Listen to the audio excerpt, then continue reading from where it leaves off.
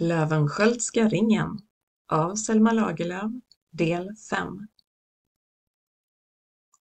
Ingilbert. Nästa morgon gav 15 män sig av för att söka efter Ingilbert. Jakten lockade fram ett glatt humör, men baronen sa att enbart han fick ta hand om tjuven när denne togs till fånga. Djupt inne i skogen kom 3 män gående. Mellan sig hade männen en 4:e man på en bår. Mannens ansikte var täckt av ormbunksblad. Alla kände till de 3 männen som bar båren. Det var pålitliga män från bygden. Det var bonden Erik Ivarsson och hans bror Ivar. Båda var relativt gamla. Den 3:e mannen var ung och hette Paul Eliasson. Alla kände även honom. Baronen hälsade på männen och frågade med allvarlig röst: "Är det Ingilbert som ligger där?"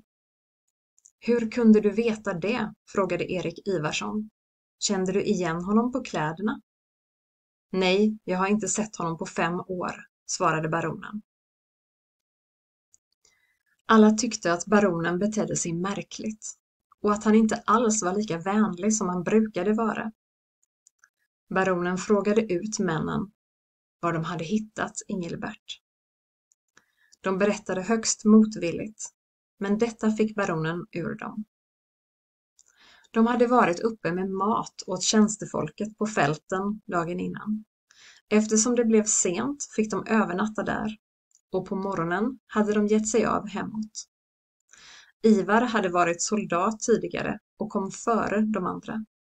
På en öppen plats hade han sett någon komma emot honom. Det var på långt avstånd och dimmigt, så Ivar såg först inte vem det var. Plötsligt såg personen Ivar och ropade åt honom att han skulle stanna och inte komma närmare. På något sätt verkade mannen inte vara vid sina sinnens fulla bruk, så Ivar ville skynda sig fram och lugna honom. Då flydde mannen mot skogen och föll sedan ihop. När Ivar kom fram såg han att det var Ingilbert Bårdsson och att han var död. När baronen hörde historien blev han missnöjd. Han hade ju själv velat krama ihjäl Ingilbert som hämnd, men nu gick det inte. Han förklarade för männen att han nu ville söka igenom Ingilberts kläder för att se om ringen fanns där någonstans. Baronen hoppades nästan att Ivarsönerna skulle säga nej, så att han fick slåss lite. Men männen drog sig tillbaka och lät honom leta. Medan han letade stod bönderna bredvid, och vid ett tillfälle sneglade baronen bort mot dem och fick känslan att de visste att han aldrig skulle hitta ringen.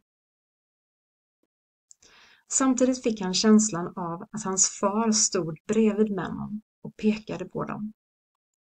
Det hade ju varit naturligt att bönderna hade hittat ringen och stoppat den på sig, så nu misstänkte baronen bönderna. Ivar Ivarsson klev fram. "Vi förstår vad ni tänker, och det är inte mer än rätt att ni får söka igenom våra kläder också."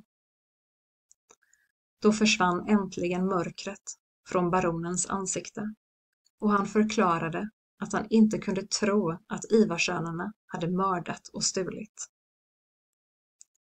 Men bönderna ville bevisa sin oskuld, så de började vända ut och in på sina fickor.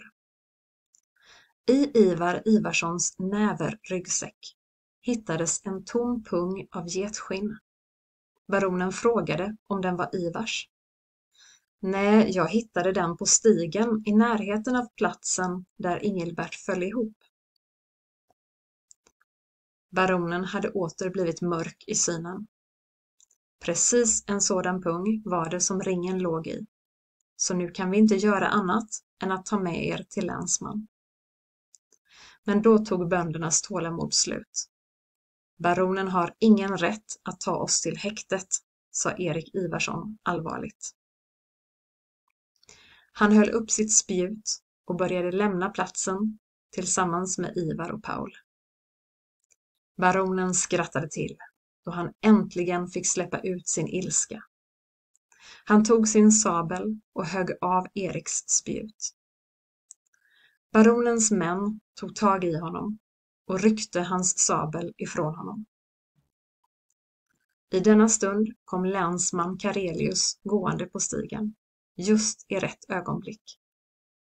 Ivar, Erik och Paul blev nu trots allt satta i fängelse, starkt misstänkta för mord och rån.